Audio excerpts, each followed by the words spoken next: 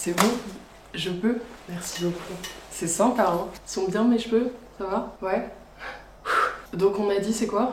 Une foire aux questions? Ok. Non, c'est cool. C'est un peu banal, mais... Non, y a pas de souci, je peux commencer. Je regarde pas le retour, je regarde là. C'est ça? Super.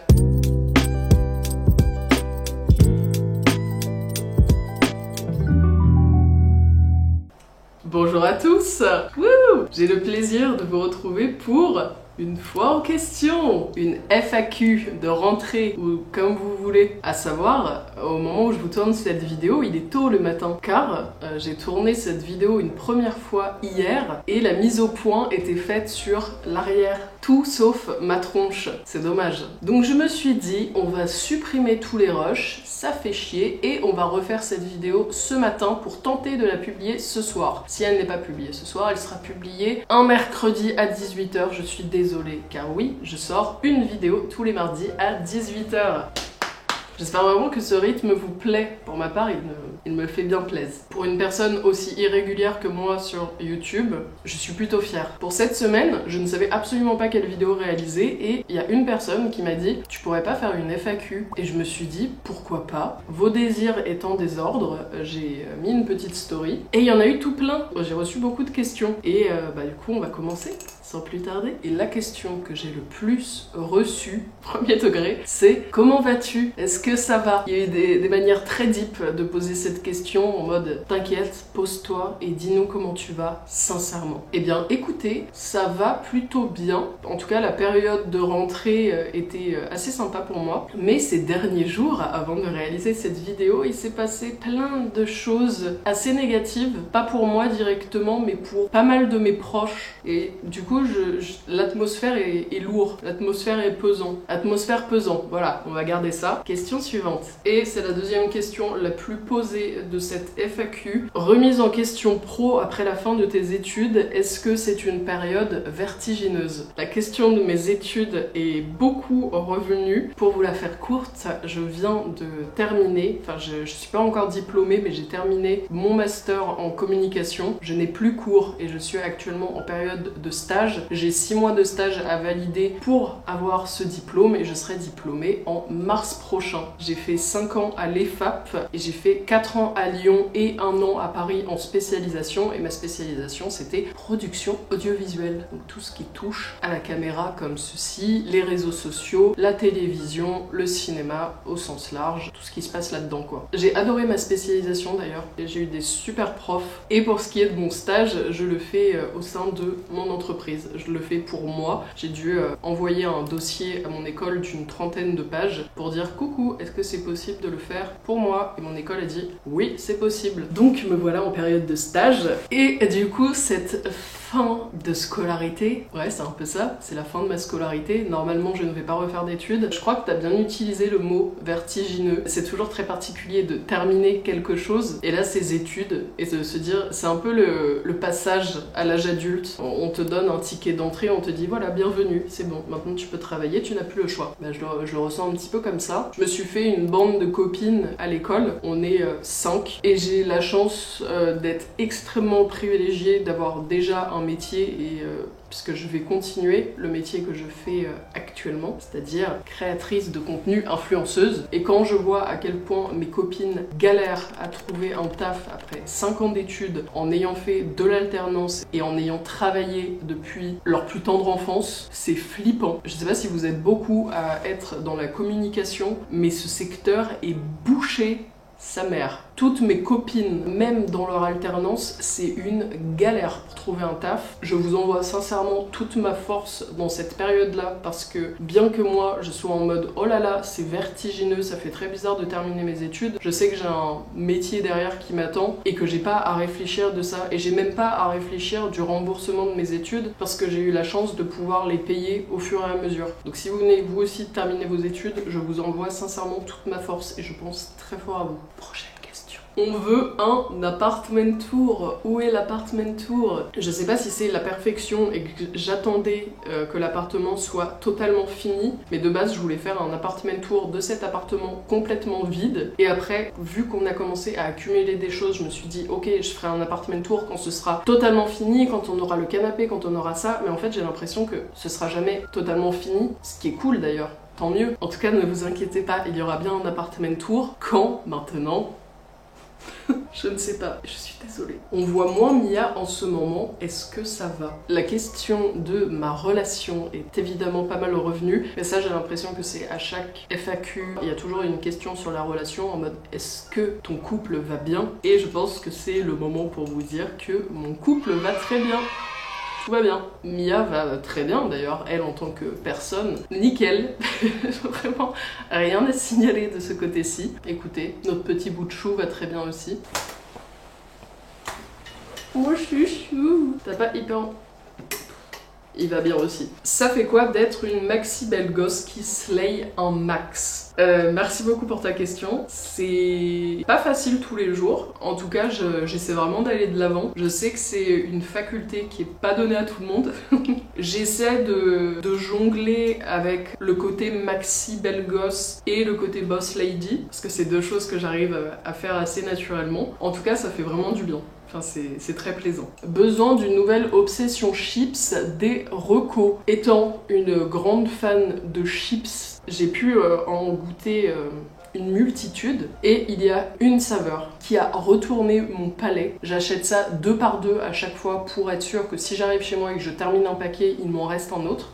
On a besoin de backup. C'est la saveur moutarde miel de chez Bretz. Si vous aimez le côté sucré-salé, que vous aimez que ça pique un petit peu, pas en mode piment, c'est une fusion incroyable. Vraiment, cette saveur-là, ça fait des mois que je la bouffe, je m'en suis toujours pas lassée. Je te la recommande. Question suivante. STP reprend ton podcast de façon hebdomadaire. It's need. Où est passé le nain-podcast? C'est une question que j'ai évidemment beaucoup reçue également. Pour ceux qui ne seraient pas au courant, j'ai lancé un podcast l'année dernière. J'ai sorti quelques épisodes et j'ai pris la poudre d'escampette, j'ai fui et j'ai arrêté de publier sur ce podcast. Je vous avoue, je sais pas trop comment vous expliquer ça. En fait, je pense que j'ai sous-estimé le travail que c'était que de faire du podcast. Moi, j'ai l'habitude de parler avec ma caméra depuis plus de 10 ans maintenant, de faire des vidéos, de faire du montage, et je me suis dit, bah, le podcast, en vrai, c'est pas que c'est la suite logique, mais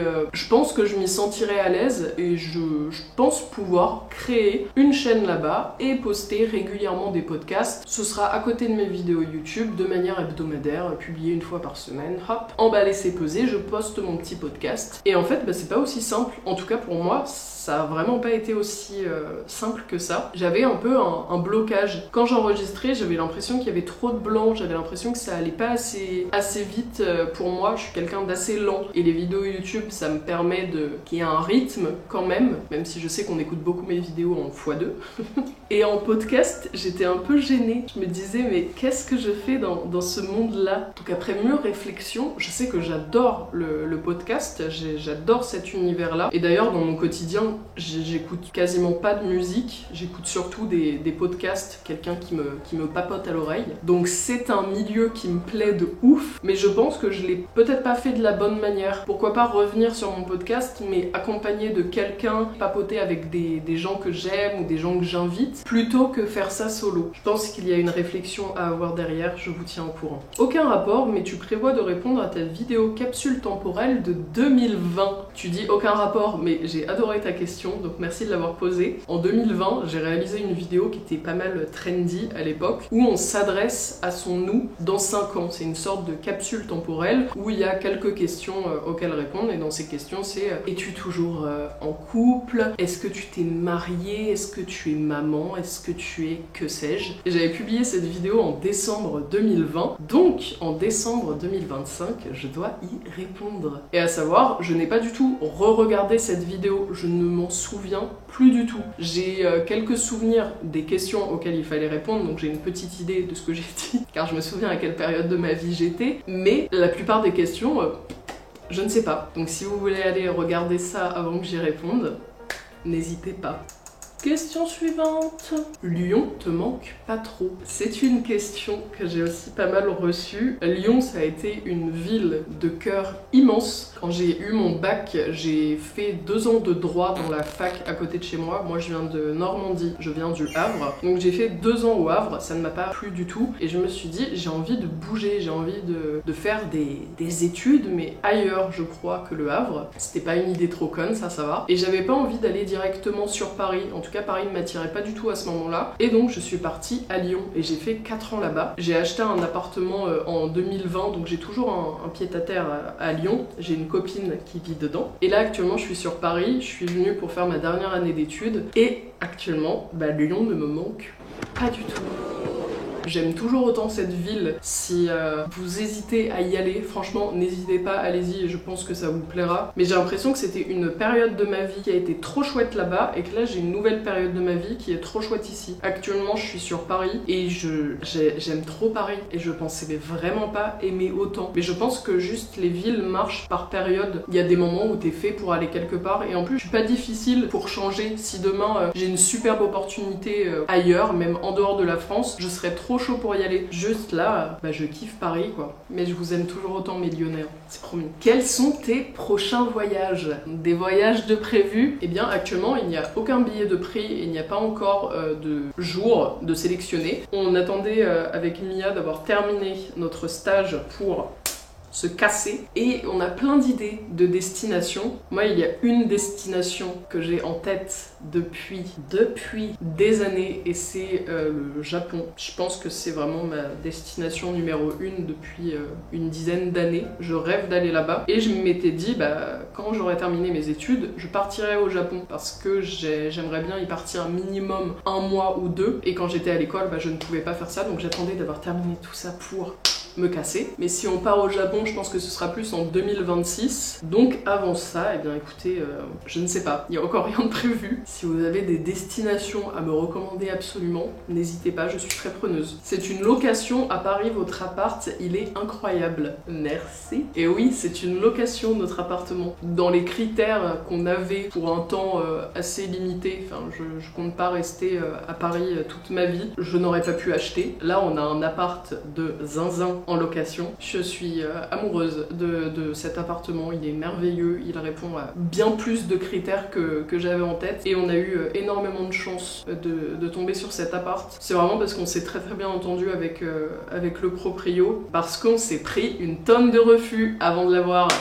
À chaque fois qu'on visitait un appart, on nous disait du coup vous êtes une colocation et on avait beau dire qu'on était un couple, on nous considérait comme une colocation et vu que colocation égale dégâts, c'est la merde, on va foutre le feu à la baraque, et bien on n'avait pas d'appartement. Et là avec ce propriétaire là, on a eu l'appart avec particulier à particulier, donc pas de frais d'agence.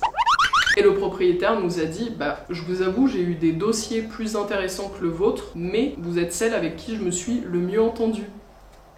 Et du coup, on a eu l'appartement comme ça. Et du coup, est-ce que tu penses rester à Paris sur le long terme? Des envies de déménagement? Je ne compte pas rester à Paris sur le long terme. Là, actuellement, comme je vous ai dit juste avant, la période est trop chouette. Et socialement et professionnellement, c'est une ville qui est géniale et j'adore être là actuellement. J'ai tous mes copains qui sont sur Paris que je peux voir hyper régulièrement. Mais à l'avenir, moi, je suis vraiment le cliché, mais qui rêve d'une maison avec un jardin immense. J'ai envie d'avoir des pierres, j'ai envie d'avoir du parquet, j'ai envie d'un truc chaleureux, donc on va sûrement bouger par la suite, je ne resterai pas à Paris toute ma vie. Quelle est ta relation au deuil aujourd'hui?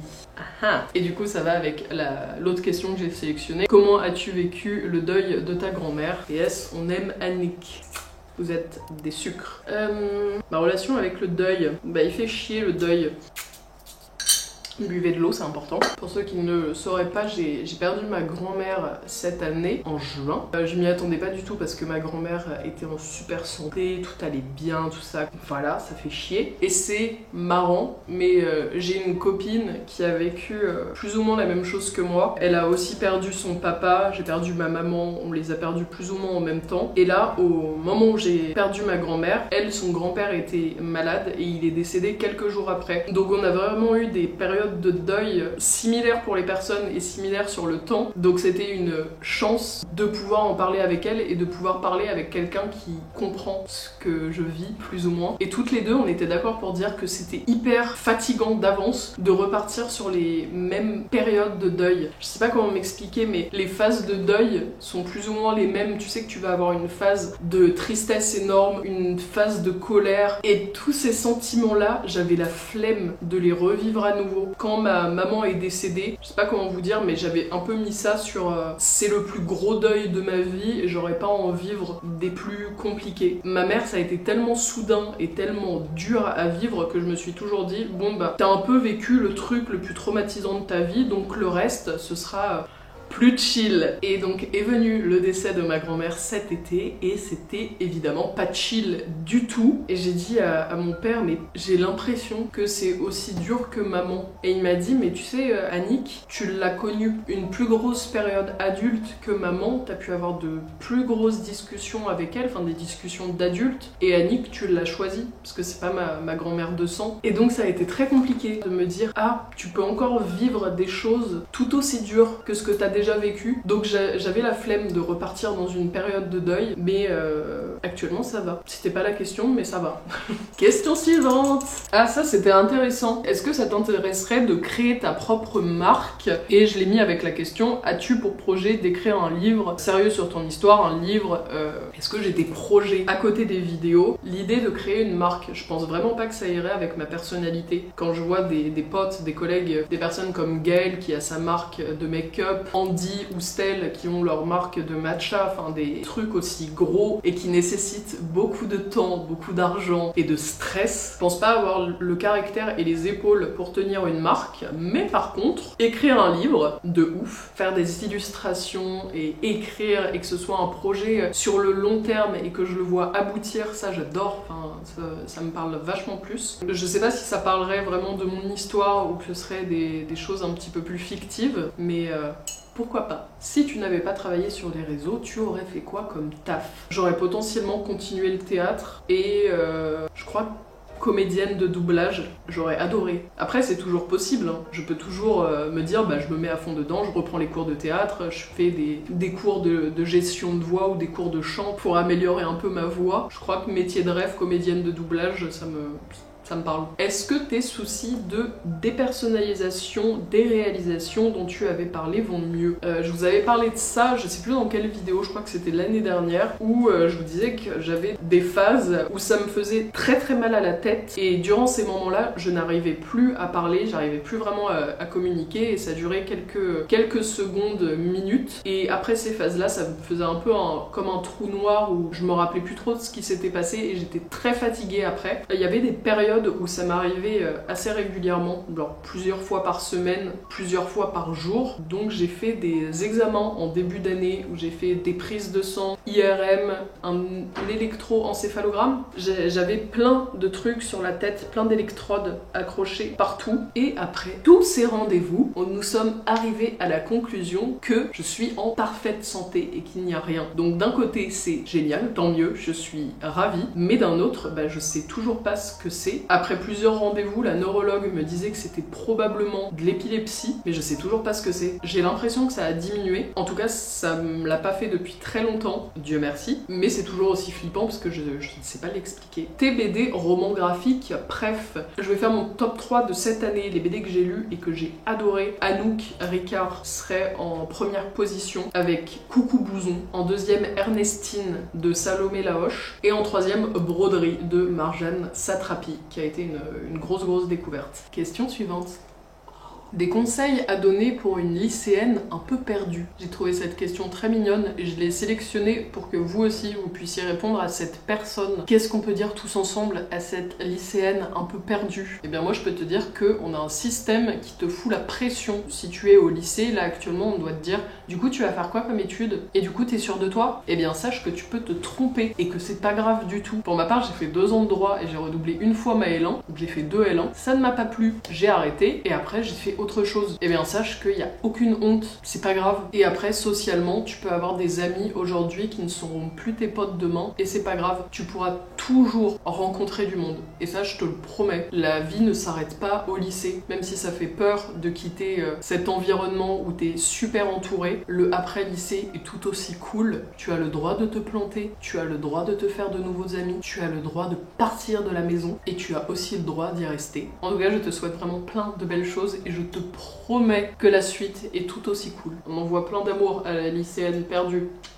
Eh bien écoutez, je pense qu'on arrive à la fin de cette foire aux questions. J'espère vraiment que cette vidéo vous aura plu. Pour ma part, ça m'a fait très plaisir de vous la tourner, de vous la retourner encore une fois. N'hésitez pas à me dire ce que vous souhaitez voir sur cette chaîne tous les mardis à 18 h. Sur ce, je vous fais des gros bisous et je vous dis à bientôt pour une prochaine vidéo. Bisous.